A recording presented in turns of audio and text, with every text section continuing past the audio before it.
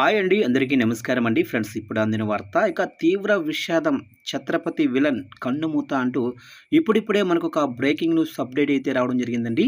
అయితే ఇందుకు సంబంధించిన వివరాలు వీడియోలో తెలుసుకుందామండి. వీడియో పూర్తి వరకు చూడండి ఫ్రెండ్స్, అప్పుడు మనకి పూర్తి సమాచారం అయితే తెలుస్తుంది. లేట్ చేయకుండా టాపిక్లోకి వెళ్ళిపోదాము. ఇక నేడు సినీ పరిశ్రమలో తీవ్ర విషాదం నెలకొంది. ఎన్నో సినిమాల్లో విలన్గా పవర్ఫుల్ పర్ఫార్మెన్స్తో భయపెట్టిన నటుడు ప్రదీప్ సింగ్ రావంత్ కొద్దిసేపటి క్రితమే మరణించాడు. హిందీలో 1980లోనే క్యారెక్టర్ ఆర్టిస్ట్గా కెరియర్ మొదలుపెట్టాడు ప్రదీప్ రావంత్. ఈయన పూర్తి పేరు ప్రదీప్ రామ్ సింగ్ రావంత్. మధ్యప్రదేశ్ జబల్పూర్ ఈయన స్వస్థలం. 2004లో తెలుగులో రాజమౌళి నితిన్పై సై సినిమాలో విలన్గా నటించి ఒక్కసారిగా పాపులర్ అయ్యాడు. ఆ వెంటనే సూర్య గజని సినిమాలో కూడా విలన్గా నటించి మరింత స్టార్డామ్ తెచ్చుకున్నాడు.